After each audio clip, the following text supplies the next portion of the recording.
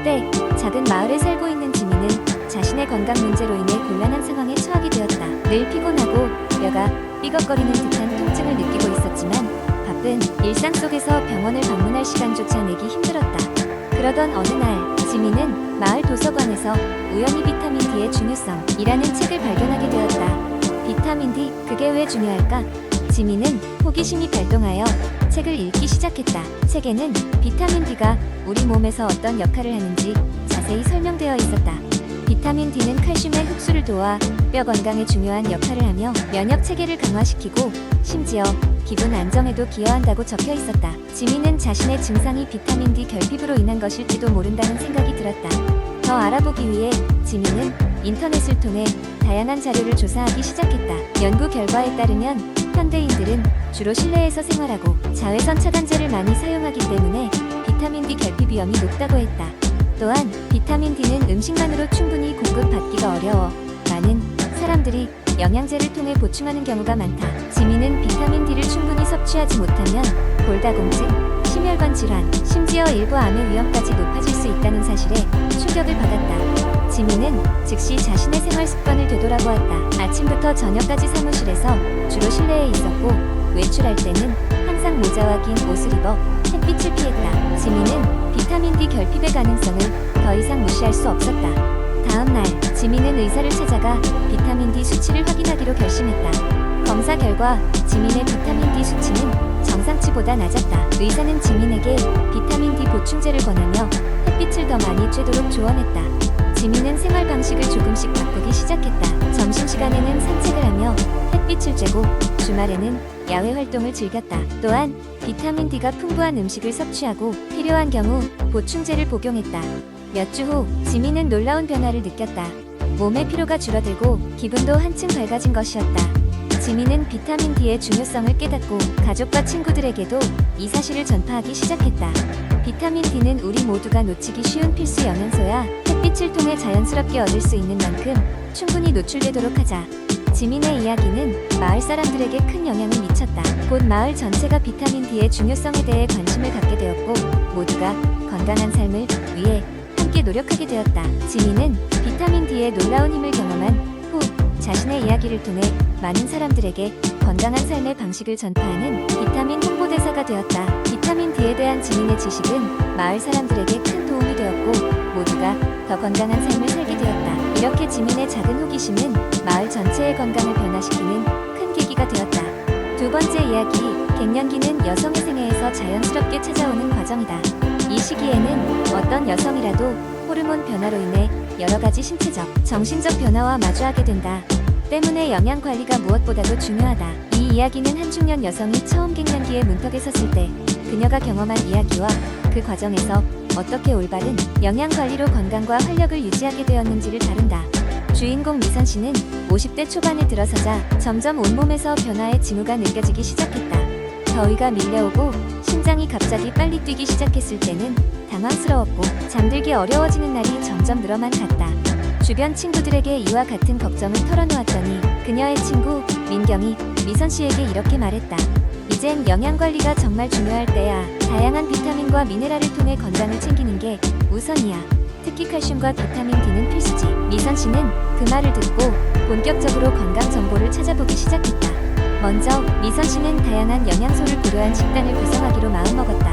아침에는 오트밀에 우유를 곁들이고 블루베리와 호두를 올려 하루의 시작을 활기차게 했고 점심에는 채소와 닭가슴살 샐러드로 가볍게 단백질을 보충했다. 저녁에는 다양한 색상의 채소를 곁들인 구운 생선 요리로 마무리하는 식단을 구성했다. 어느새 그녀의 식단은 다채로운 색상과 균형 잡힌 영양소로 가득 찼다.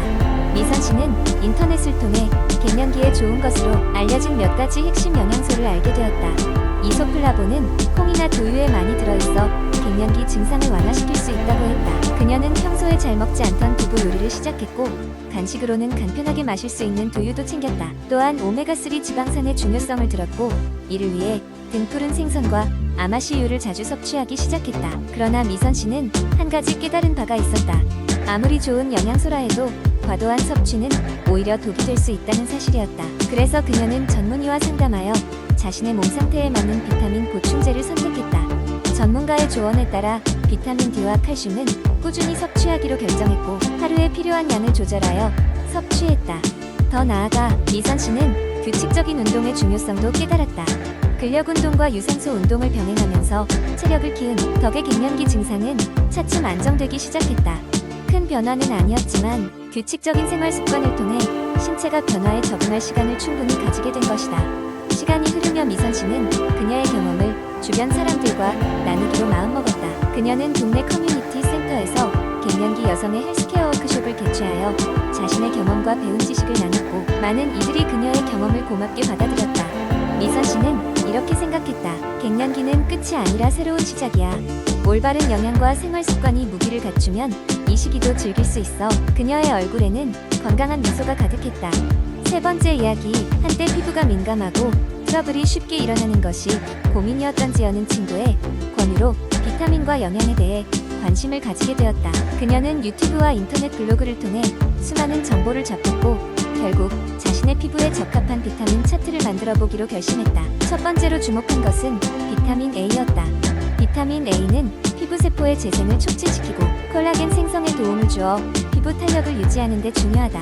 그녀는 당근, 고구마, 시금치 같은 야채를 즐겨 먹으며 비타민 A를 충분히 섭취하겠다고 생각했다. 두 번째로는 비타민 C가 있었다.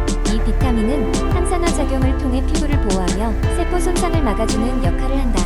또한 콜라겐 합성을 촉진하여 피부의 탄력성을 높인다. 지연은 매일 아침 레몬 주스를 마시거나 딸기와 오렌지 같은 과일을 간식으로 챙기기로 했다. 세 번째로 리스트에 오른 것은 비타민 E였다. 비타민 E는 강력한 항산화제로 피부에 수분을 공급하고 염증을 감소시킨다. 그녀는 견과류와 씨앗류 그리고 시리얼을 통해 비타민 E를 꾸준히 챙겨 먹기로 했다. 비타민 D도 이에 빠질 수 없었다. 햇볕을 통해 자연적으로 합성되지만 지연은 실내에 있는 시간이 많아 걱정이었다. 그래서 그녀는 주말마다 짧더라도 야외 산책을 하며 햇살을 받기로 했고 필요시에는 보충제를 고려하기로 했다. 끝으로 비타민 K가 있었다. 비타민 K는 피부의 색소 침착을 감소시키고 혈액순환을 좋게 하여 다크서클이나 상처의 회복을 돕는다. 지연은 브로콜리, 케일, 시금치를 통해 비타민 K를 섭취하기로 했다. 이렇게 만들어진 비타민 차트를 기반으로 지연은 매일의 식단을 조절하고 필요한 비타민을 골고루 섭취하려고 노력했다. 그녀의 이러한 변화는 몇 달 후 가시적인 결과를 가져왔고 피부가 점점 매끄럽고 건강해짐을 느끼기 시작했다. 이 경험을 통해 지연은 비타민과 영양의 중요성을 깨닫고 주변 사람들에게도 비타민 차트의 장점을 전파했다. 그렇게 그녀의 이야기는 많은 이들에게 영감을 주게 되었다.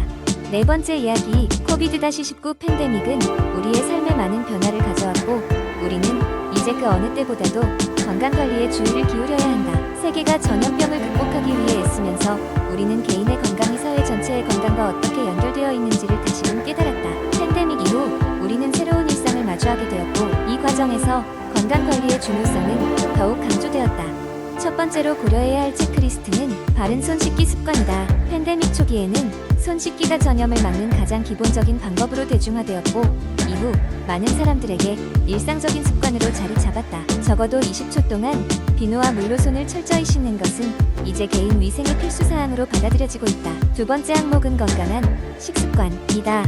면역력을 높이기 위해서는 영양가 있는 음식을 섭취하는 것이 중요하다. 이는 신선한 과일과 채소, 단백질이 풍부한 음식, 그리고 충분한 수분 섭취를 의미한다. 설탕이나 가공식품의 과도한 섭취를 피하고 오메가3 지방산이나 비타민 D와 같은 면역 기능을 지원하는 영양소를 포함한 식단을 유지하는 것이 필요하다. 세 번째는 정기적인 운동이다. 팬데믹 동안 많은 사람들이 신체 활동이 감소하면서 체중 증가나 건강 악화를 경험했다. 주기적인 운동은 신체를 활기차게 하고 정신 건강에도 긍정적인 영향을 미친다. 예를 들어 집에서 할 수 있는 간단한 스트레칭이나 요가 혹은 공원에서의 조깅이나 걷기는 모두 신체 활동을 증가시키는 좋은 방법이다. 네 번째는 정신건강관리이다. 외로운 자가격리와 사회적 거리두기로 인해 많은 사람들이 불안과 우울을 경험했다. 정신건강은 신체 건강 못지않게 중요하다. 명상이나 요가, 심리상담과 같은 방법을 통해 마음의 건강을 돌볼 필요가 있다. 정신건강을 위하는 것은 친구나 가족과의 소통을 유지하고 자신만의 취미를 즐기는 것도 포함된다. 다섯 번째 체크리스트는 충분한 수면이다.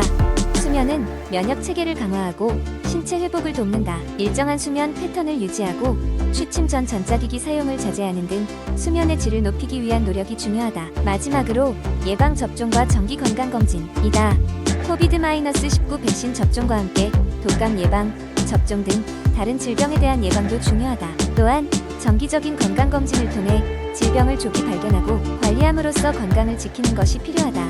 전체적으로 코비드-19 이후 개인의 건강을 관리하기 위한 체크리스트는 위와 같으며, 이는 단순히 질병을 예방하는 것을 넘어서 우리의 삶의 질을 높이고 더 건강한 사회를 만드는 기초가 된다.